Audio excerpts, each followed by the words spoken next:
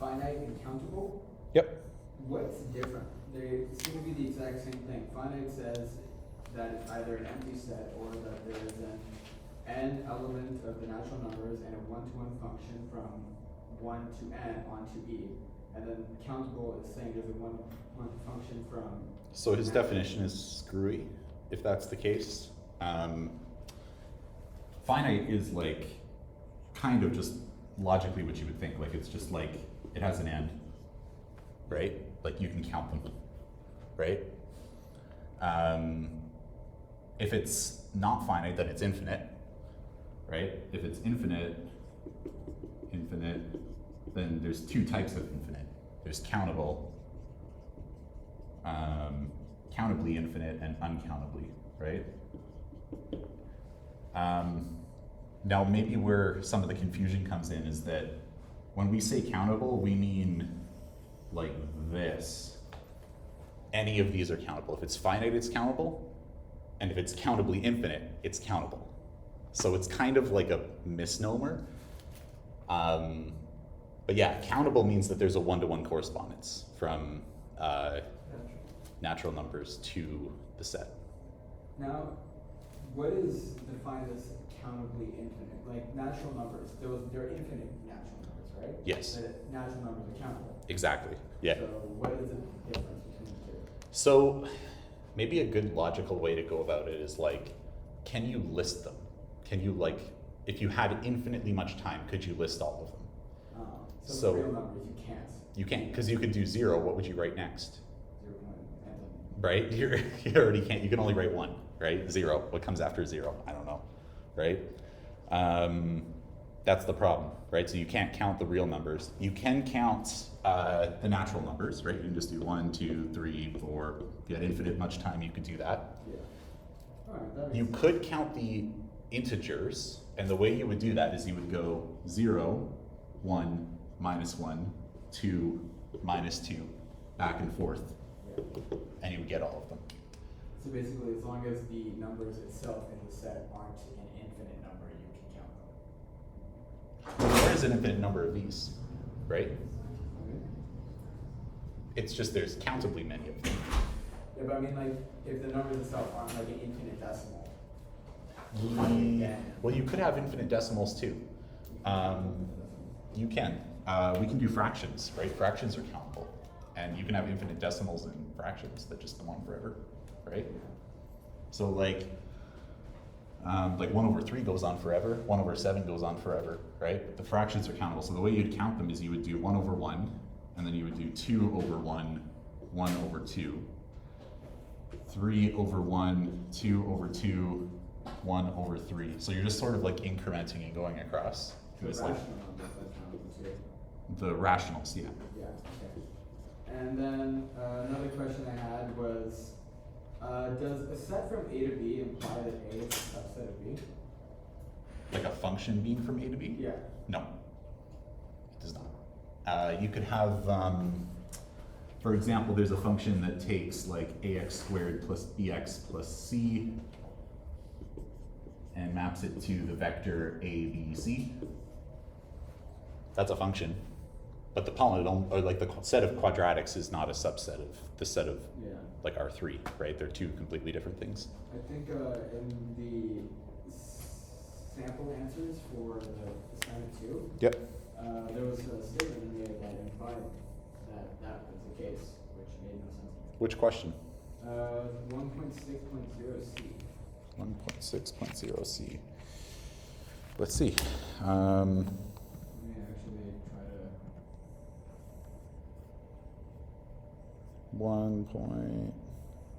There it is. Oh, come on.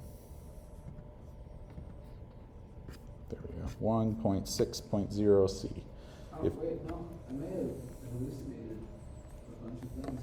Now that I'm reading it, it doesn't mention that at all. I don't think so. F of A is a subset. Yeah, that Yep. makes sense. Where did I read? Oh, my fault. Okay. And then my other question is about Cantor's diagonalization argument. Yep. The proof that he did in the lecture was way too messy for me to understand. Sure. Let me explain it. So let's say that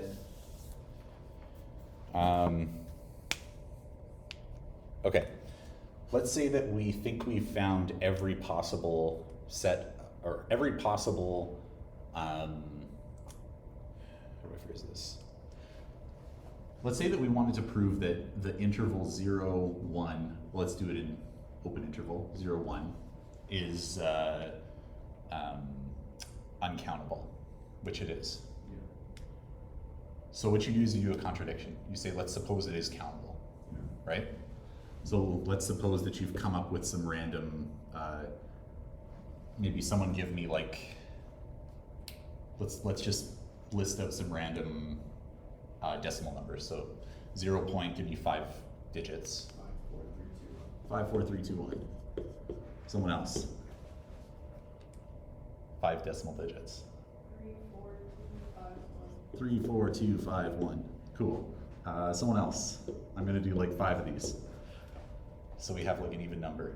6, 4, 7, 4, 2. 6, 4, 7, 4, 2. No juniors. 6, 4, 7, 6, 8. 6, 4, 7, 6, 8. Cool. One more.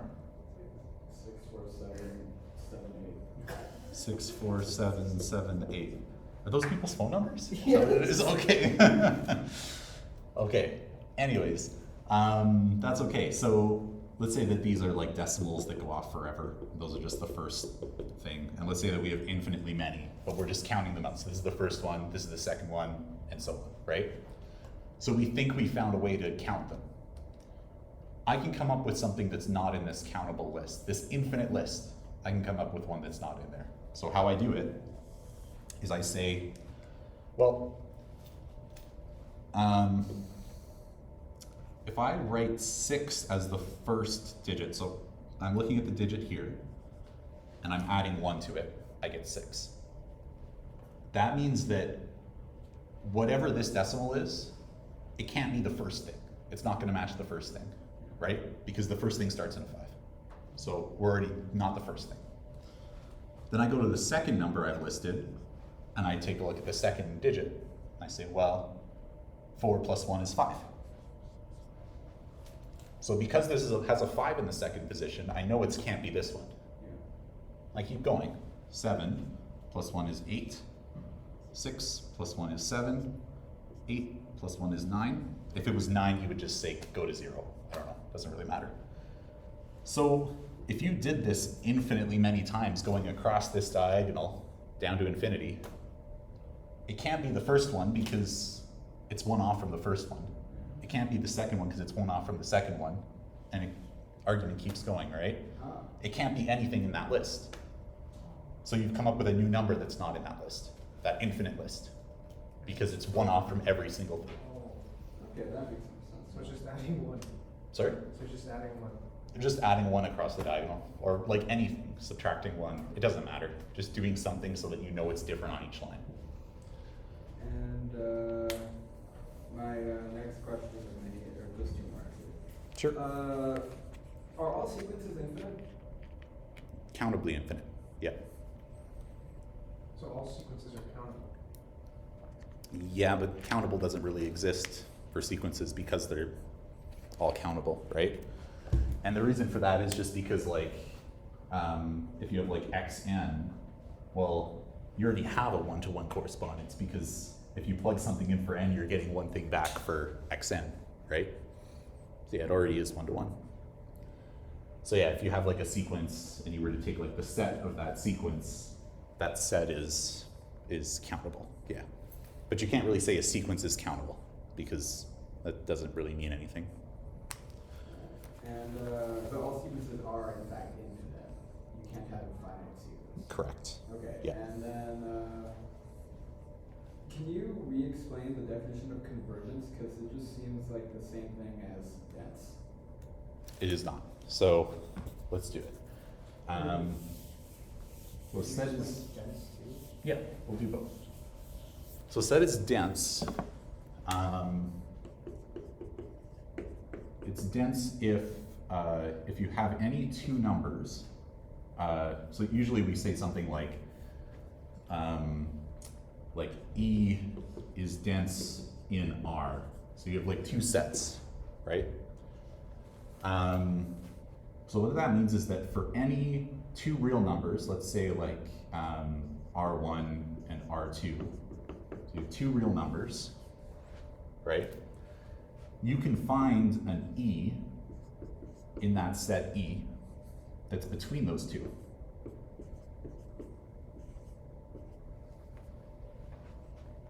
If this is true for any two real numbers, you can find in between those something from your set, then we say that set E is dense in R.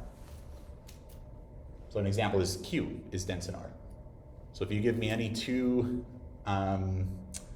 real numbers, they don't even have to be rationals, they could be anything. In between them, I can find a rational number. I always can. And convergence? Convergence, thank you. So convergence, that's density. So you have two sets. In one of the sets, you take two things, you can find a third thing in between the two. Convergence is you have a sequence, right? You have some sequence. We say it's convergent if for any epsilon, so epsilon is just like a gap, right? So for any gap, there exists a big N natural number. I'm gonna write this out and then I'll explain it in human language. So there exists a natural number such that for all n greater than or equal to n, the difference between xn and some a is less than epsilon. So what does this garbage mean? So you can pick any gap, right? You can pick any small, tiny gap that you want. And I can say after a certain number of things in the sequence, it's gonna get closer and closer and closer to some value, right? So if I were to have a sequence that goes like this, let's say, and it's approaching like this, right? And let's say this is A. And maybe this is x1, this is x2, 3, 4, 5, 6, right? If you gave me an epsilon that was say, this was your epsilon, right? Whatever that number is. Maybe this x2 wouldn't be within that epsilon distance of A, right? But maybe this x3 is, and every x after x3 is. So your capital N is 3, because for every value in your sequence after n equals 3, it's within that epsilon range.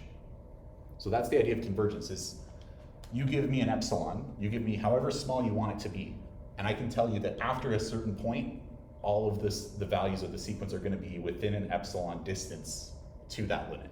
Oh, so when it says n, it doesn't mean just a random number, it means that x of n. Yeah, exactly. Oh, okay. Exactly, yeah. And that's what this is for all n greater than or equal to n. So for everything past that specific index. In this case, it's 3. So in n is 3.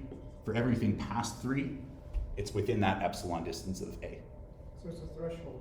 Yeah. This is a limit to it. This is Yeah. just a limit. Similar to a limit. It's a limit for sequences. Oh, and then that explains the proposition a sequence can only have one limit. It can only converge to one number. Exactly. Okay. Okay. Also, I think I remember my issue with that 1.6. Sure. In the question itself, it says, or in the sample answer itself, it says right here, by theorem 1.41 Yep. I, and then if I go to the textbook, it says, if A is an element of B and B is at most countable, then A is at most countable, and that doesn't make sense. If B is a subset of A? Yeah, for A subset of B and B is at most countable, then A is at most countable. But Okay. what makes them a subset? So, how do I explain this one? So, okay, well, So we said countable was like you could list them out, right? You could number them. So let's say that this is your set B, right? And it has like, how do I want to say this? Actually, I'm gonna like, let's say that you found a way to count your B's so that it's like B1, B2, B3, and so on. You could list them out like that.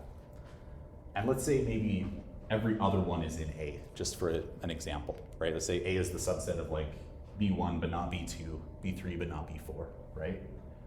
Well, you could say this is the first thing in A, that's the first thing in A, this is the second thing in A, B5 would be the third thing in A, right? So there's no way that you could, like if B is your complete set, and you have a subset of within that that's A, if B is countable and it's not uncountable, right? Then there's no way that the thing inside of it is uncountable, right? Because you would have had to count the stuff in A to be able to count everything in B, right? Yeah, but in the original question, there's nothing that says A and B are subsets. Oh. It says that suppose A and B are sets such that F A to B is 1 to 1. Which means that, Oh no, sorry. In this case, your two subsets are F of A is a subset of B. So it's not A, it's F of A. oh, so that's what the, okay. Yeah, And yeah, F of A is, okay, Yeah. thank you. no problem. Any other questions?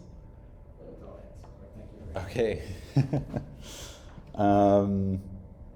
Yeah, so really my point with, yeah, Sorry, I had a question for 1.5.6b. 1.5.6b, let's see.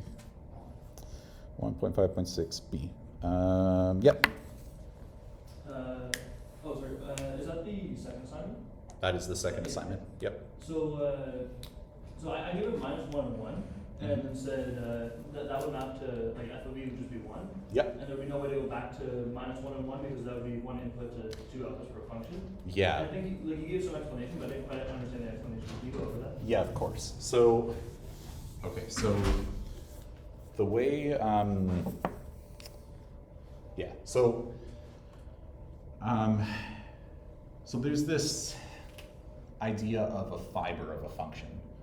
So a fiber of a function is like, if you were to apply the function to some set, right? There's a difference between this notation, maybe this is like F inverse in this case, right? There's a difference between that and this, right? It seems like it's like pedantic, but it's not. So your first step was right in getting from like F inverse of F of 1, just one too many brackets, anyways. This is the same thing as F inverse of, am I doing this wrong? Is it like the other way around? No, so your set was, oh, I see what I'm doing wrong. So your set was E, which was plus and minus 1, right?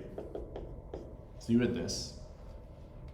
When you plugged in F of E, you were right in saying that the answer is the set 1, right? Because either of those are going to get mapped to 1.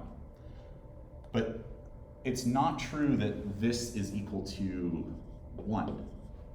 Because when we look at F inverse of a set, we're considering all the possible outputs, right?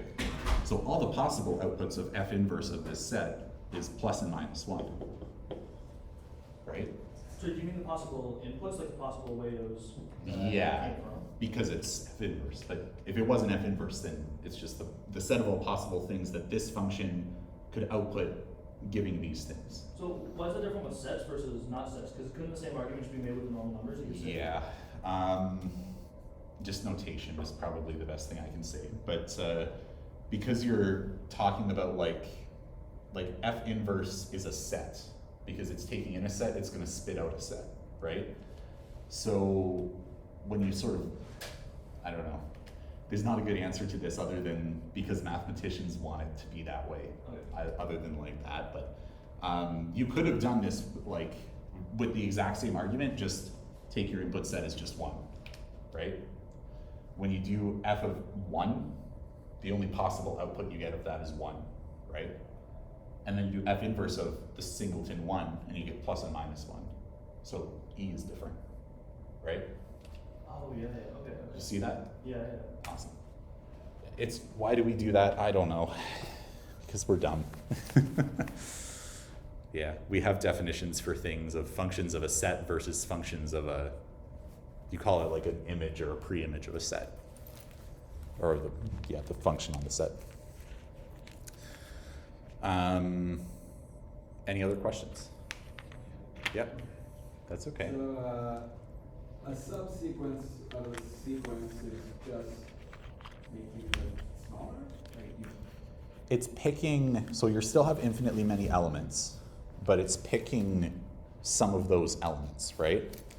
So in some like systematic way usually. So like if you have the sequence that's like x1, x2, x3, and so on, maybe your system is that you want to make a subsequence that takes every other thing in this set, right? So your subsequence would be like the odd subsequence, which would be like x1, x3, x5. So it's like everything that's in the subsequence is in the original sequence, but not everything in the original sequence is in the subsequence, because you're missing like x2, x4, right? can the elements of a sequence be a polynomial? Yep. So- In general, yes, but in this course we won't be doing that. Alright, but if we did, can you classify a subsequence as the sequence of numbers made from that polynomial? Like if you had x1, x2, x3 as 3 different polynomials, you can get, like every value of x2 would be its own subsequence of the first one, or no? Or that's- No, they have to be the same type. Okay. So like if you have if x's are all polynomials, if these variables are all polynomials in there, then the subsequence would also have to be all polynomials. Okay, so the subsequence is just taking values from the given sequence. Exactly. Okay. In some systematic way to get infinitely many of them, right? So in the lecture where it says x and k, that's like the definition of a subsequence. Yeah. K would then be just whatever value you want. So if you're given the odd, you make like k is n, whatever that odd number is, 2 n plus 1. Yeah, so it's kind of like, how do I phrase this? So you're making a sequence of the indices. So if you have like, usually the way we denote a subsequence is like xn1, xn2, xn3, and so on.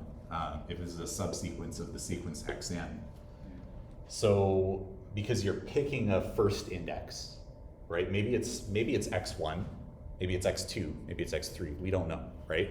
So the reason for this notation is that like this is the first index, this is the second index, this is the third index. It doesn't matter what index you pick, right? We're just sort of keeping it vague. And these are based on a sequence nk. So it's a separate sequence of those index values, right? Of those subscripts. And so maybe this sequence, like in this case, this sequence would be 1, 3, 5, and so on, right? So k is like the variable that you're iterating over. If you wanted to denote the subsequence of just the odd places, what would you write if you were supposed to do that? Is that Well, you could just write this, right? You just write something like that, just to show that, and then say like you could say something like x and k, where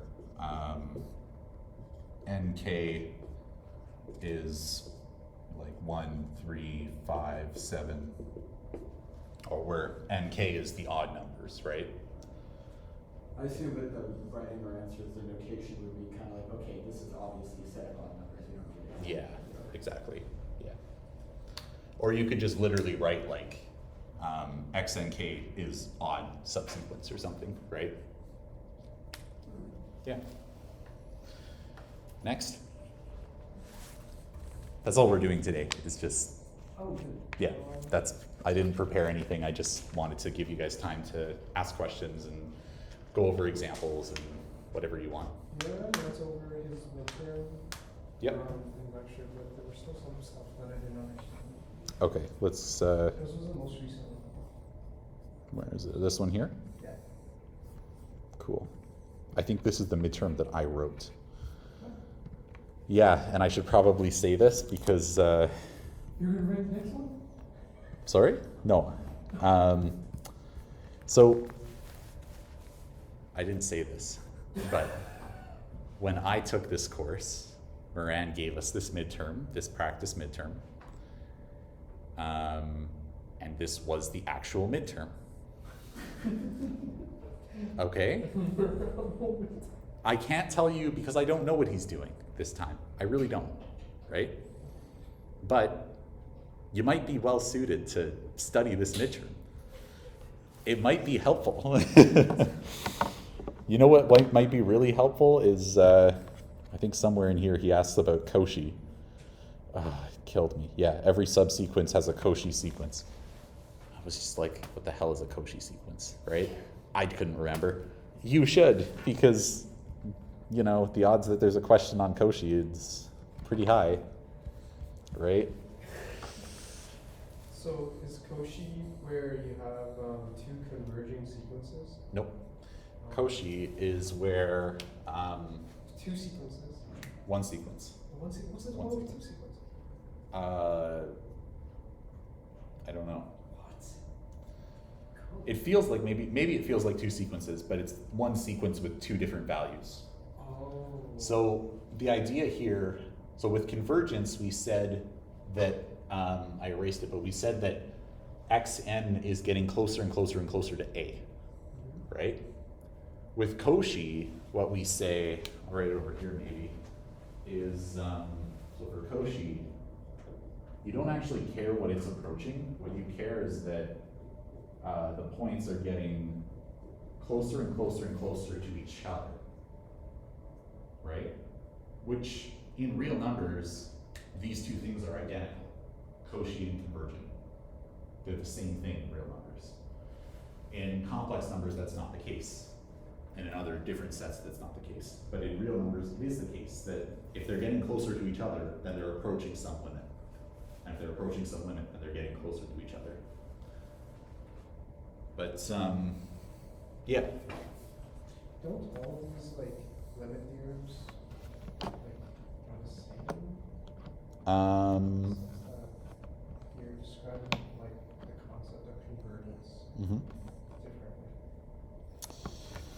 differently. What do you mean by that? Like, Like, what limit theorems are you talking about? let's take BW and Cauchy. Yep, Let's give like both of them a converging sequence. sure. Then both definitions can be used to prove that this sequence converges. Or is there a case where one limit theorem can't be used for another? Well, Cauchy is like a definition, right? It's not like a theorem at all. But yeah, so like you could plug in, because in real numbers, Cauchy and convergent is the same thing. You could plug in a Cauchy sequence into BW and you would get, like, so here it says every bounded sequence of real numbers has a convergent subsequence. So you could say that every bounded sequence of real numbers has a Cauchy subsequence. That's the same thing, right? Because in real numbers, Cauchy and convergent are the same. Wait, were we talking about the midterm? Right. His induction proof, he just added a random n out of nowhere, and I Let's don't know see. if it's a random n or if it's like an intentional. It's probably intentional, but let's see. Where's the n? Where he expands n plus 1 squared, Yeah. is equal to n squared plus 2n plus 1 is less than or equal to that. Plus I don't know n. where he got that n. So because you're dealing with, this is something that always annoys me, but because you're dealing with inequalities, right? So you know that we're working with n is greater than or equal to 4, right? So whatever this is, it doesn't matter. Something plus 1 is going to be smaller than something plus something that's bigger than 4, right? So that's why you can just arbitrarily change shit like that. Okay. And just go like, okay, well, you know, I know n is bigger than 1. So let's just change it to n, right? Yeah. Why don't you just put 2 to the power of n from the start? Where? Like you're trying to prove that, oh, never mind. I was trying to invoke the, inductive hypothesis from the start. Yeah, can't quite do that. But, yeah. Yeah. Just to clarify, a convergent sequence is just a sequence that converges? Yep. And if a sequence is bounded, it does not mean it's convergent. Correct, because it could do something like this, where it goes like, so you have, say it's bounded by like +1 and 0, right? It could do something like this.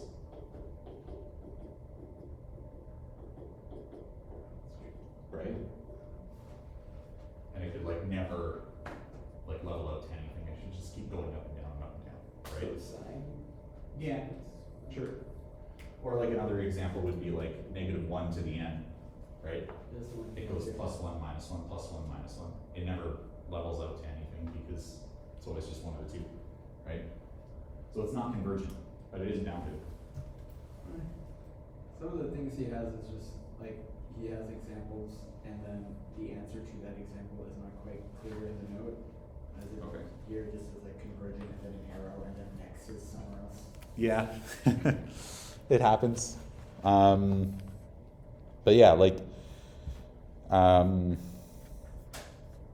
yeah, it is, that's the reason, like, that's the thing about, like, bounded doesn't mean convergent, but what it does mean, there's two pieces here. There's the, so if a sequence is bounded and it's strictly increasing or strictly decreasing, well, not even strictly, if it's just increasing or decreasing, then you can never have a, like, so if we knew that this sequence was bounded between 0 and 1, and we knew that this sequence was increasing always, then you couldn't turn around and come back, right? So then it would actually have to approach that 1, right? Because there's no way it can get any lower. Each time it's got to get higher and higher and higher. Eventually it's going to hit that 1. It's going to go closer and closer to 1, Is right? that still converging, that one? That would be convergent. So if it's bounded and it's monotone meaning increasing or decreasing, then it's convergent. That's monotone convergence theorem. What if the sequence is just of the, like the set of natural numbers? Then they're not, Like the sequence is just x. So like, or I guess x of n equals n. yeah, but then if you apply a limit to that, so that. Yeah. So that's divergent. It does not have a thing, right? So a limit. So it goes like 1, 2, 3, 4, 5. Like it's going off to infinity, right? But So when there's you no limit. stop it, like you make it, so you make a condition n is less than 5 or something, so then it stops at 5. Well, what happens after 5? Because you have to be able to plug in a value for every. Oh, because natural then number. it's no longer a sequence, that's Yeah. just, okay. And can you re-explain Cauchy's? Yeah. Cauchy?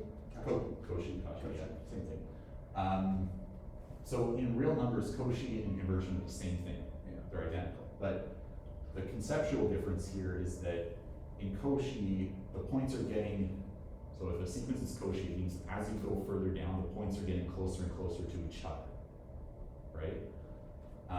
Whereas with convergent, it's the points are getting closer and closer to that limit, right? In real numbers, those two things are the same, and they kind of feel like they should be the same, but in complex numbers, that's not the case. So Cauchy would be the number that kind of like like a conversion, but between the numbers itself. Yeah, exactly. So, the way the definition of Cauchy is that for all epsilons, you give me any epsilon, any gap, Yeah. there exists an n, so same thing. There exists like an index that I could pick, after which, for any two indices, I should write this less than, or greater than, I should say, or equal to n, the distance between those 2 points, those 2 values in the sequence, is smaller than epsilon. So after a certain point, all of the values get are less than some distance epsilon from each other, right? They get closer and closer and closer to each other, which means that they're approaching the limit in real numbers. And then in complex numbers, that's different. It is. because- Why is it different? Because to prove this, you need triangle inequality. To prove that this is the same as convergent, you need triangle inequality. And triangle inequality is not true in complex, because there's no notion of less than. Oh, yeah, that's the, what, like a U to W is less than U to V, V to U. Yeah, so it's like, in this case, it's like, say x minus y is less than or equal to x minus w plus w minus y, right? So it's like, or in distance terms, it's like, if you wanted to go from here to here, the fastest way is always to go direct. And if you add another point, it's always gonna take longer, Yeah. right? Or the same if the point's on that line already, right? But it'll never be faster if you go through somewhere else, right? Cauchy even exist in complex numbers? Yeah, it does. It does. It's just to prove that this is the same as that, you need this triangle inequality. So in complex numbers, it is not the same. It's true that if a sequence, let me figure this out. If a sequence is Cauchy, It's convergent. it's convergent. If a sequence is convergent, it might not be Cauchy. Okay, so all Cauchys converge, but not all convergence Cauchy. Yes. I don't like how that sounds. Yes. Convergent is like more strict. But yeah, that's the idea. So there is no, like in complex numbers, there's no notion of less than or greater than really. You can convert things into, like here, this is if x and xm are complex numbers, this output of we call it the modulus instead of the absolute value. It's complex numbers, but the absolute value of the difference of two complex numbers, that's a real number. It spits out a real number. So you're doing math with real numbers at this point. But like complex numbers don't have a notion of less than or greater than, because like what's bigger, I or -1 or 2i or -i, right? Like there's no notion of bigger or less, right? There's no notion of greater than or less than in complex numbers. Why is every convergent sequence not Cauchy? Because wouldn't like before you, or after you pass that threshold, wouldn't the distance be less than epsilon? Like after you pass big N? That's a good question. Well, if they're getting closer to each other, okay, so you can think of, how do I phrase this? This is going to take a minute to explain, but in real numbers, right? If you have a sequence of real numbers, you could think of it like a list of lines. So you could think like you have like a line here, a line here, a line here, and so on, where this is n equals 1, this is n equals 2, this is n equals 3. And as an example, maybe this is like 0, right? So if your sequence, maybe the first value is 1, maybe the second value is 0, maybe the third value is -1, right? Now these are infinite lines, right? Because like it could lie anywhere along that line, right? It could be like -54, it could be positive 130, right? Doesn't matter, but somewhere along that line, you'll put an X, right? And so if points are getting closer to each other, then they have to be getting closer to a limiting value because we're restricted to one dimension. When we go to complex, we add a second dimension, which is the imaginary dimension, right? So we have like one thing here, which is like positive and negative real numbers, and another axis here, which is like positive and negative imaginary components, right? So really, instead of having lines, at each end. We have like a plane at each end. And it could be anywhere along that two-dimensional plane. So what happens if, so let's say you have 2 points, and as you move down like through time, through n, right? Those 2 points, like, say these are the 2 points you're comparing, right? And this is like 0 in the middle, let's say. What if they do this? You take a step forward and they get closer to each other. You take another step forward and they get closer to each other. You take another step forward and they get closer to each other, but they keep moving around together on a circle. They're never converging to anything, right? But they're getting closer to each other. But I might have said the Cauchy thing backwards.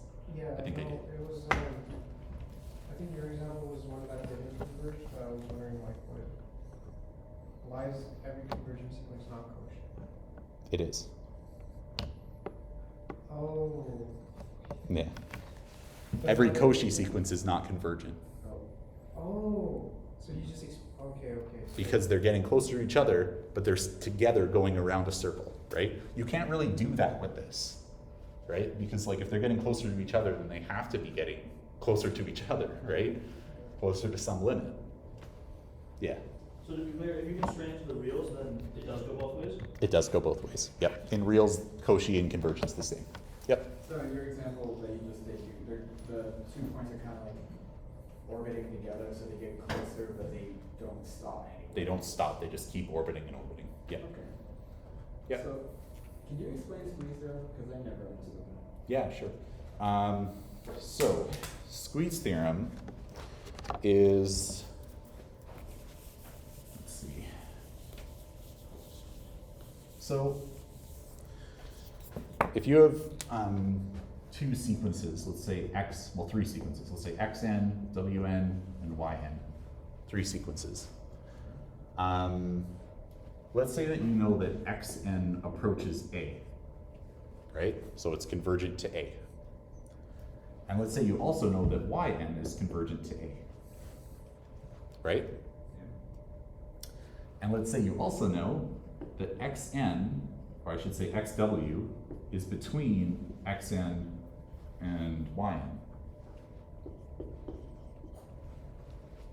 Right? Yeah. So sort of visually, it's like maybe you have one function here, or not a function, I should write it as a function, I should write it as a sequence like this, which is like approaching some a here, right? And let's say you have another, so this is your x, right? So you have another y, another sequence yn, which is approaching this same a, right?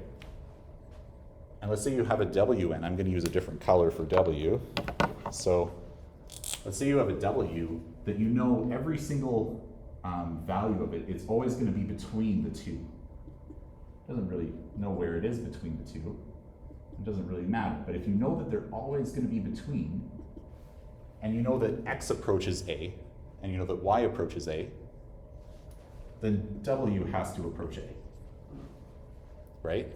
Because it's stuck between those two, and they're going off to a. So w has to go off to a. Does that make sense? Yeah. You're like squeezing, it's like squeezing it together, right? That's the idea. Sorry, what's the WA in this case? Or WN? A third sequence. Third sequence. Where's that on the? It's the green x's. Oh, and then, okay. So xn's the top thing, yn's the bottom thing. It doesn't really matter what it is. So all 3 sequences converges to A. Yeah, but you're given that 2 of them converge to A. You want to find out if the third one does. The third one does. That's in between the 2. That's squeeze theorem. I want to go over like the last example Yep. in lecture 8. That's the BW one. It's the proof that the sequence is Cauchy. Oh boy. Okay, let's do it. It was just a few lines. It was I needed help more so with when the triangle inequality kicked in. Sure. Let's see. lecture 8 you said? Yeah, the last slide. Okay. Lecture 8. Here. Sequence. What are we doing with this example? Is it just... The last one, no, yeah. Oh, just show that sequence is Yeah. Cauchy. Let's see. Choose m greater than or equal to n. I'm going to look at this board because it's easier. Okay, so you've got xn minus xm. Now remember, because we want this to be less than epsilon, so we want this distance here to be less than epsilon for all epsilon, for some n, like capital N, where that's those are greater than that capital. And he's just arbitrarily choosing that n is greater than n. It doesn't matter, right? It matters for the proof, but it doesn't matter in, it's like a without loss of generality kind of thing.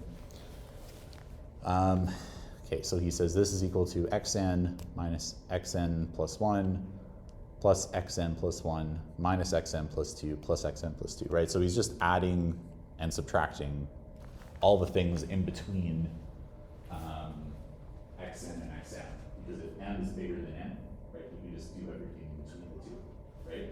Maybe it's nothing, maybe it's like 10 terms, I don't know, right?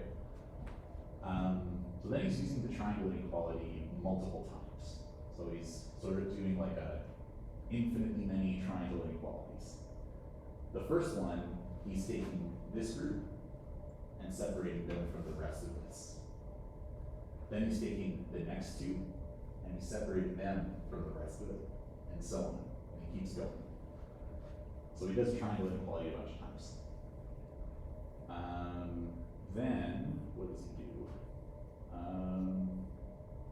Well, you're given in the question that xn minus xn plus 1 is less than or equal to 1 over 2 to the n. So he's just applying that each time, right? So he gets, so you get like this, xn minus xn plus 1 is less than or equal to 1 over 2 to the n. So he's replacing this with this, Okay. replacing this with this, and so on, right? Then he can factor out, because each of these terms has a, I guess you could factor out 2 to the n minus 1 from each of them, right? If you divide this by 2 to the n minus 1, you get 1 over 2. Then you get 1 over 4, 1 over 8, right? And so on, all the way up to 1 over 2 to the n minus 10. And then what does he do? How does he manage that?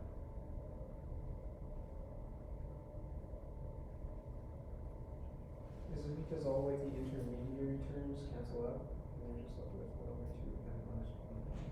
No. Why would they cancel out? It would follow from the triangle all the way above. Because he's saying like all the intermediary terms in the first line. Yeah, I don't think so. Yeah. Where did you get that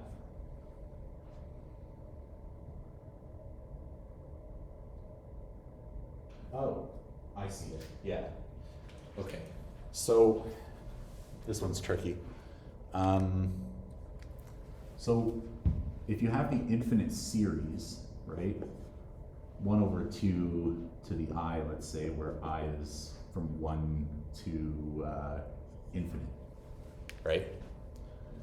That series would look like 1/2 plus 1/4 plus 1/8 and so on, right?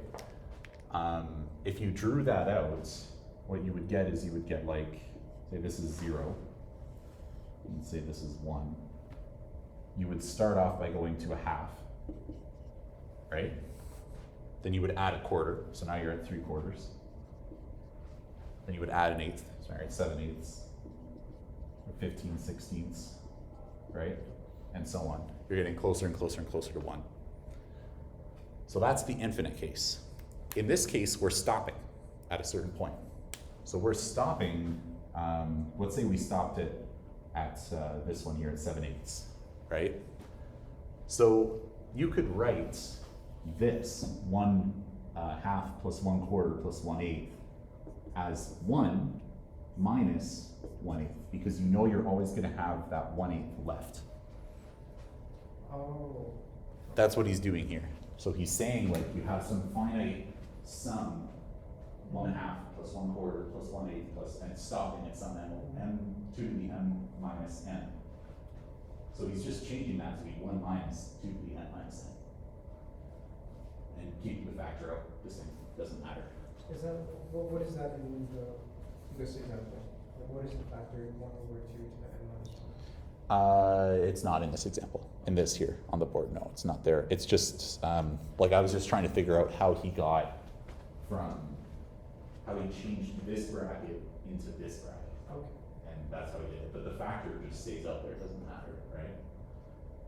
So then, what does he do? He says that's less than 1/2 to the n minus 1.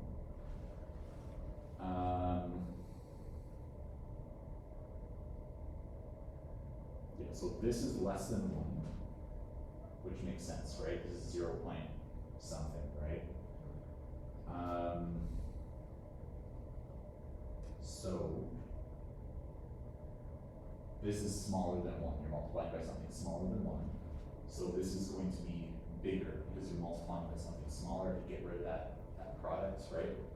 You're just left with 1/2 to the n minus 1. And this is less than epsilon. If n is greater than or equal to n, find n in terms of epsilon. You can rearrange that, so you would get, how would we do that? 1/2 to the n minus 1 is less than epsilon. You can rearrange this, right? So you would get 1 is less than 2 to the n minus 1 times epsilon. And then, how do I get n? I would bring epsilon over here. And then I would take the log base 2 of 1/epsilon, and add 1, and I would get n.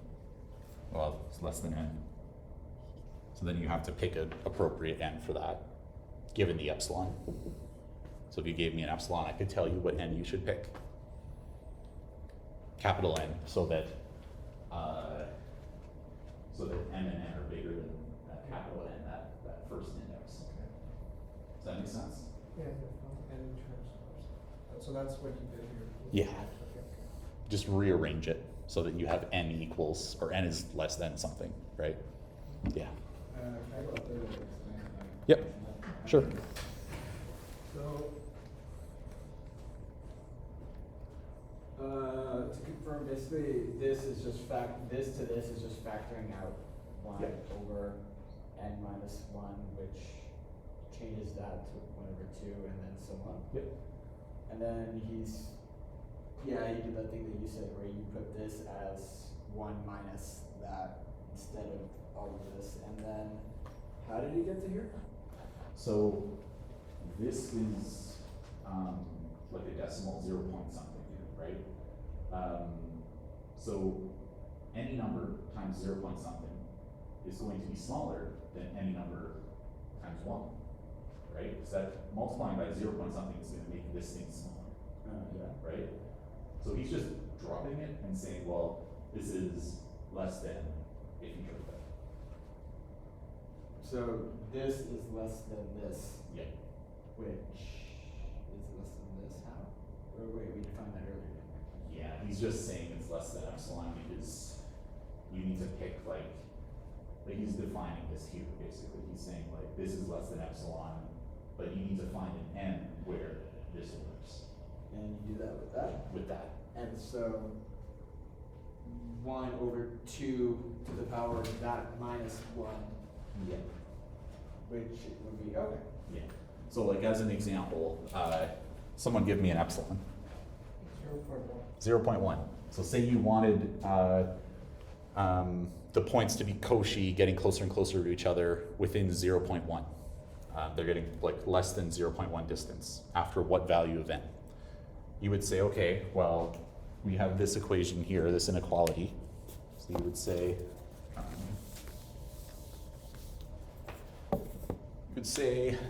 log, well, n is greater than log base 2 of 1 over epsilon plus 1.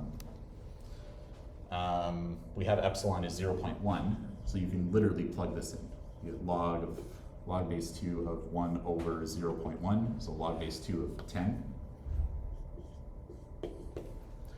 I don't know what that actually is, but I can get a calculator. Let's see.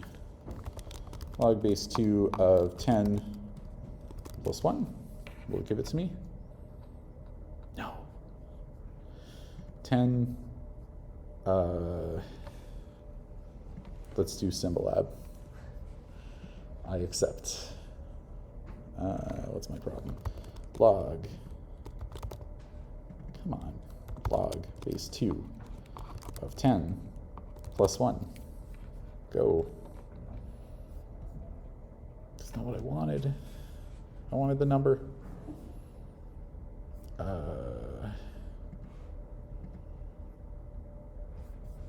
Does anyone have a scientific calculator? Because I don't. Something that can do logs. I just have this crap. Where do you want to put it?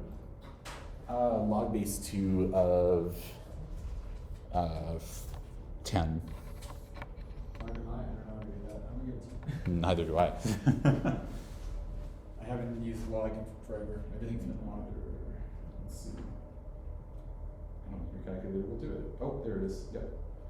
So it's this button here. This top. Base 2 of 10. And I'll just have it on.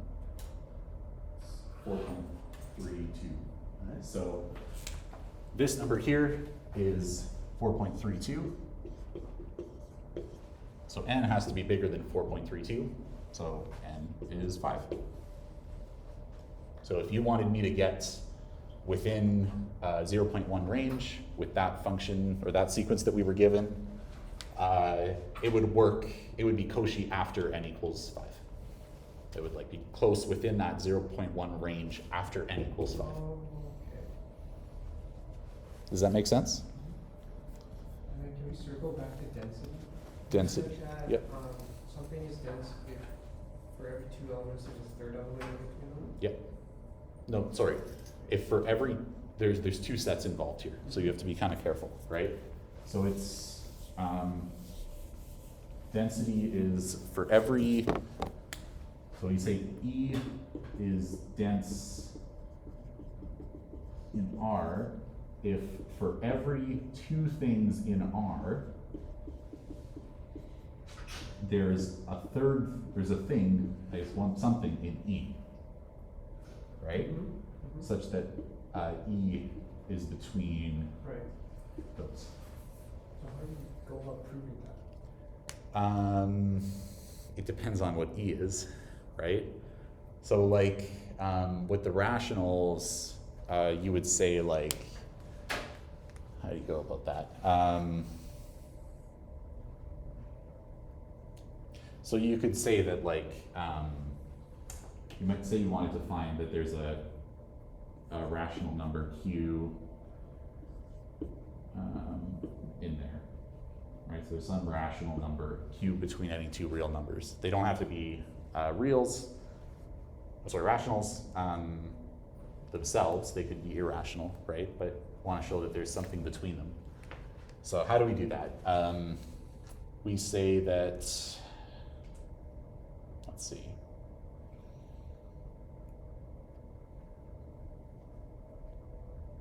Well,